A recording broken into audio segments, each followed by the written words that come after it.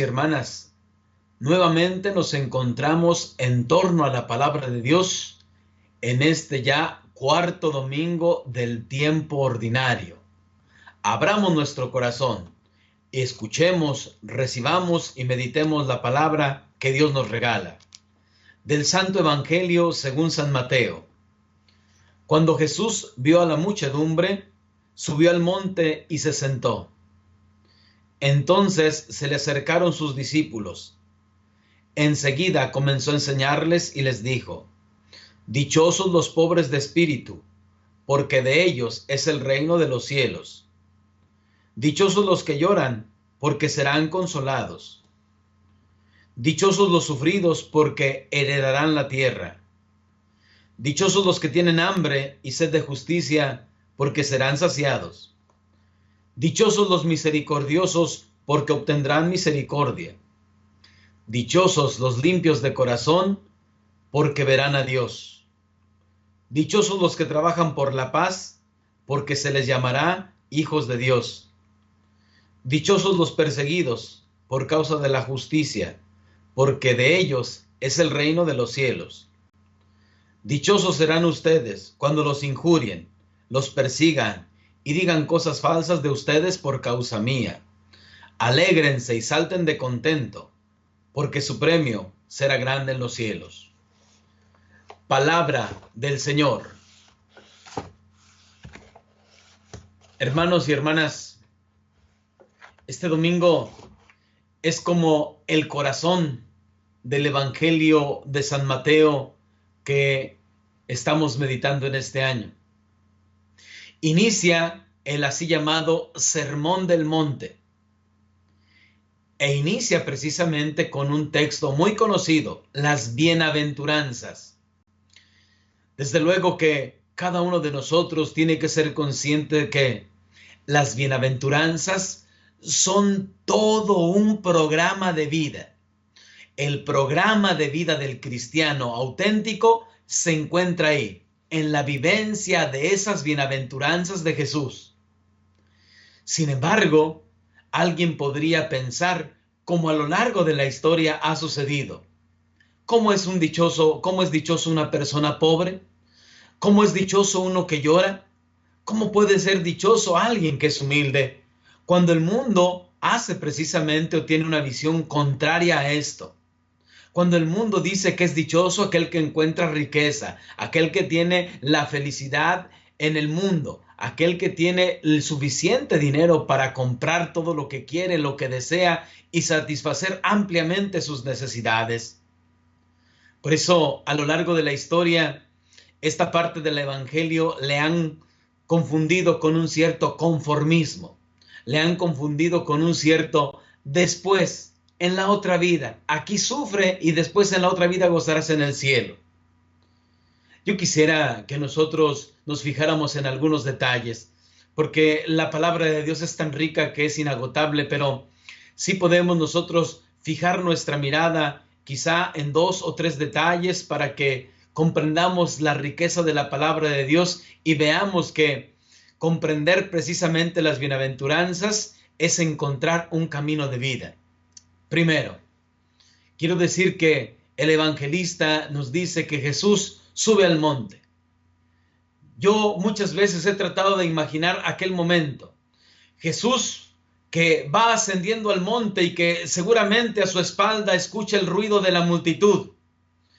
Y en un momento dado da la vuelta, ve a aquella multitud y se sienta. En esa actitud de paz, de calma y de tranquilidad, veo precisamente cómo Jesús empieza a hablar de lo que está lleno su corazón. Sí, no empieza a hablar de un tema que se le ocurrió. No ve a la gente así como, ¿qué les enseñaré ahorita? ¿Qué les diré en este momento? No. Jesús habla de lo que su corazón está lleno. Su proyecto ambicioso lo da a conocer. Y no tenemos que pensar que para la gente de la época de Jesús ser pobre era algo normal. No tenemos que pensar que para la época de Jesús el sufrimiento era algo normal. Por el contrario, La Sagrada Escritura nos enseña, o la mentalidad de ella nos dice cómo el judío, aquel hombre o mujer del pueblo elegido, se veía precisamente bendecido por Dios cuando él abundaba en riquezas. El sufrimiento, el llorar, siempre es algo que el ser humano no ha querido. Es algo que el ser humano más bien ha querido hacer a un lado. No ha querido convivir con él. No sabemos sufrir. No sabemos ser humildes. Y por lo tanto, precisamente uno tiene que comprender cómo cuando Jesús se sienta, habla precisamente desde la cima de aquella montaña. Es decir, desde el lugar por excelencia para enseñar. Porque en la Sagrada Escritura la montaña es el lugar propicio para el encuentro con Dios. Podríamos así decir, Jesús hablaba desde lo alto, así como si fuera del cielo, con un discurso celeste, pero con los pies bien puestos en la tierra. Tenemos que ser conscientes de eso. Las bienaventuranzas solamente unidas a Jesús son bienaventuranzas. Si nosotros las separamos de Jesús, son desdichas, son desgracias. Pero cuando nosotros las unimos plenamente a Él, entonces las vamos a ir comprendiendo. Porque así no es solamente un discurso más de Jesús, sino precisamente uno tiene que ser consciente cómo es que esas bienaventuranzas nos regalan felicidad. Primero, hay que ser conscientes. El hombre busca siempre su felicidad. Todo lo que emprende y todo lo que hace es precisamente porque busca ser feliz. La situación está en preguntarse, ¿en qué yo he puesto mi esperanza para ser feliz? ¿En quién he puesto mi esperanza para ser feliz? ¿En qué? ¿La he puesto en algo material, en algo efímero o pasajero? ¿En quién? ¿La he puesto en una persona que como yo falla? ¿La he puesto en una persona que también tiene defectos y que no puede satisfacer plenamente? De manera entonces que uno tiene que comprender, si todos nosotros buscamos la felicidad, entonces tenemos que ser conscientes que para vivir estas bienaventuranzas, primero, antes que en ningún lado y en ninguna otra persona, en Jesús se han cumplido. Por eso lo decía hace un momento, unidas a Jesús, estas frases de bienaventuranza lo son. Separados de Él, no son sino desdichas y desgracias. De manera entonces que el Señor nos enseña, ante todo, la humildad. La humildad que es fiarse, confiar plenamente en el Señor. Si Jesús nos dice, dichosos los pobres de espíritu, que no es una categoría social, que no es alguien que carezca de bienes, sino es aquel que confía plenamente en el Señor, es precisamente porque Él mismo ha experimentado, ha visto precisamente la dicha de no tener nada material, pero sí confiarse plenamente en los brazos amorosos del Padre. Por eso el Evangelio de Lucas, por ejemplo, dirá que los zorros tienen madriguera, los pájaros tienen nido, pero el Hijo del Hombre no tiene dónde reclinar la cabeza. Precisamente porque Él nos enseña que ser pobre pobre de espíritu en cuanto a Dios se refiere, no es otra cosa sino poner plenamente nuestra confianza en Él, en Dios, de quien somos, de quien dependemos, a quien vamos. Ahí entonces nosotros encontraremos la verdadera felicidad, porque entonces sabremos darle sentido al sufrimiento. Sabemos entonces nosotros vivir y ser humildes, porque ser humildes no es una persona acomplejada, no es una persona que se escuda así como en la fe, precisamente para esconder sus debilidades. Ser humildes significa ser transparentes, ser conscientes de nuestras capacidades, pero al mismo tiempo de nuestras limitaciones.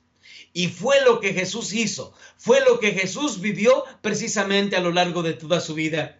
De manera que si nosotros cada una de estas bienaventuranzas las vemos reflejadas en Jesús, entonces Él que es el hombre perfecto, Él que es el hombre auténtico y verdadero, que ha venido a revelarnos cómo se vive en Dios, entonces es Él quien nos ha trazado ese camino de la misericordia, de la justicia, precisamente llevándole hasta sus últimas consecuencias, hasta entregar su vida en la cruz.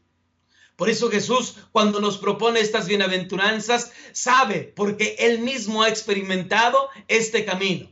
Sabe que es un camino inequívoco para que nosotros lleguemos a la felicidad plena y a la felicidad auténtica. Por eso preguntaba hace un momento, ¿en qué hemos puesto nuestra felicidad? ¿En quién hemos puesto nuestra felicidad? Porque somos conscientes que todo lo pasajero, todo lo efímero puede darnos un momento de alegría, un tiempo de alegría, qué sé yo, incluso unos años de alegría. Pero precisamente cuando pasa, cuando el hombre está hastiado, harto, lleno precisamente de cosas pasajeras, llega el momento en que ya no le encuentra sentido. De manera, hermanos y hermanas, que cada uno de nosotros está llamado a que estas 8 bienaventuranzas que hoy escuchamos precisamente en el Evangelio de Mateo, las hagamos vida, las hagamos nuestra, y así podamos alegrarnos y saltar de contentos, porque el premio es grande en los cielos. Que sigan teniendo un muy buen domingo. En esta tarea nos auxilie siempre Dios, que es Padre, Hijo y Espíritu Santo. Hasta pronto.